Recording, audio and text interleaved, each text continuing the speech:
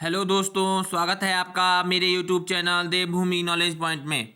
तो दोस्तों, कल बजट सत्र समाप्त हो गया है और इस बजट सत्र में कई मुख्य बिंदु सामने आए हैं।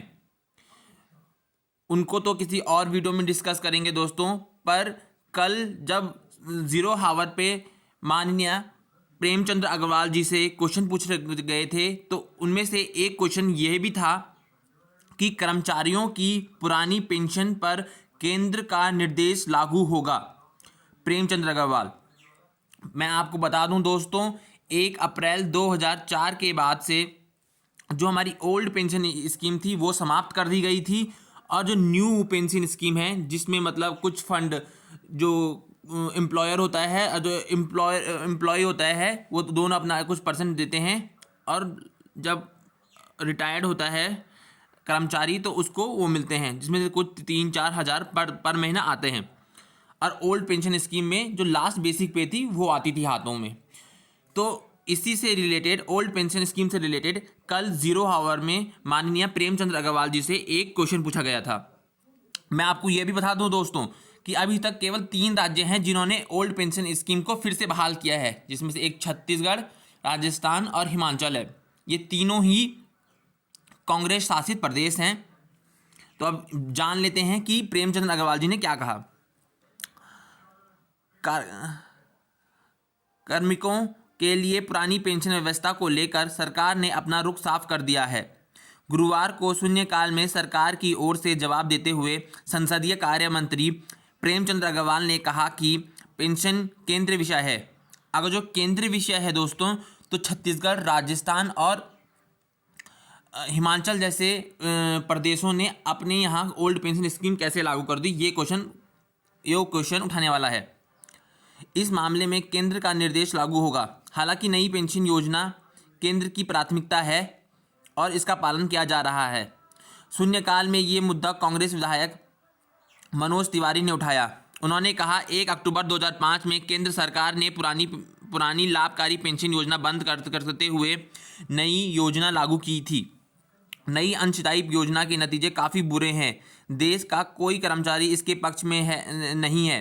तिवारी ने कुछ उदाहरण देते हुए कहा कि 80,000 रुपये मासिक वेतन पर रिटायर होने वाले कार्मिकों को 3-3 हज़ार रुपये में पेंशन मिल रही है। तो मैंने जैसे आपसे बोला ही था दोस्तों कि जो पहली ओल्ड पेंशन स्कीम थी उसमें लास्ट बेसिक पे पेंशन के रूप में दी जाती थी, जबकि अब कुछ परसेंटेज एम्प्लॉयर देता है और कुछ परसेंटेज एम्प्लॉयर देता है।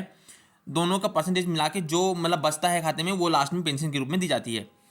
दूसरा डर ये भी है कि नई पेंशन के धन का बड़ा हिस्सा केंद्र सरकार बाजार में निवेश कर रही है। इसमें भी जोखिम की स्थिति बन सकती है।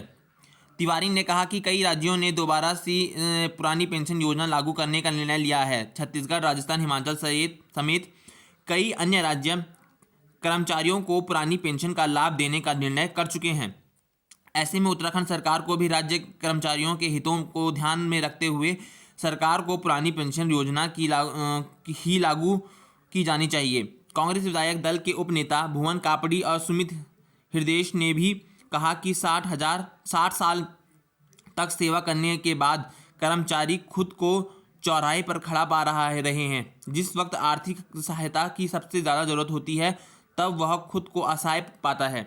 ऐसे में सरकार को कर्मचारियों के हितों को ध्यान में रखकर कदम उठाने चाहिए। इस पर संसदीय कार्य मंत्री अग्रवाल ने कहा कि पेंशन योजना पर विस्तार से जानकारी दी। उन्होंने कहा कि यह केंद्रीय विषय है। राज्य सरकार केंद्र से तय नीतियों का पालन करती है। राज्य कर्मचारियों द्वारा समय समय पर पुरानी पेंशन योजना के लिए दिए जाने वाले मांग पत्रों को केंद्र सरकार को भेजा जाता है। सरकार के जवाब पर संतोष जताते हुए विधानसभा अध्यक्ष रितु खंडूड़ी ने विधायक मनोज तिवारी को सूचना को आग्रह कर दिया। तो दोस्तों, शायद में बीजेपी सरकार ज़्यादा इसके पक्ष फेवर में नहीं होगी ओल्ड पेंशन स्कीम के, पर बीच में ये सुनने में भी आ रहा था दोस्तों कि जो सेंट्रल गवर्नमेंट है ये इसके बारे में सोच रही है ओल्ड पेंशन स्कीम्स के लिए। शायद में ओल्ड पेंशन स्कीम ना हो, पर कुछ नया मॉडल हमको देखने के लिए मिल सकता है 2024 के इलेक्शन से पहले। ये कुछ ठोस नहीं बता रहा हूँ मैं, ये अपनी राय बता रहा हूँ। तो अब देखते हैं दोस्तों कि सरकार ओल्ड पेंशन स्कीम लागू करती है कि नहीं करती है। अगर जो करती है तो ये जो लाखों कर्मचारी, सरकारी कर्मचारी उत्तराखंड में अभी कार्य अपनी सेवाएं दे रहे हैं, उनके के लिए एक बहुत बड़ी खुशखबरी की बात होगी। और अधिक जानकारी के लिए और उत्तराखंड से संबंधित जानकारी के लिए मेरा यूट्यूब चैनल देवभूमि नॉलेज पॉइंट को सब्सक्राइब करें। धन्यवाद। जय हिंद, जय भारत, जय उत्तराखंड। धन्यवाद।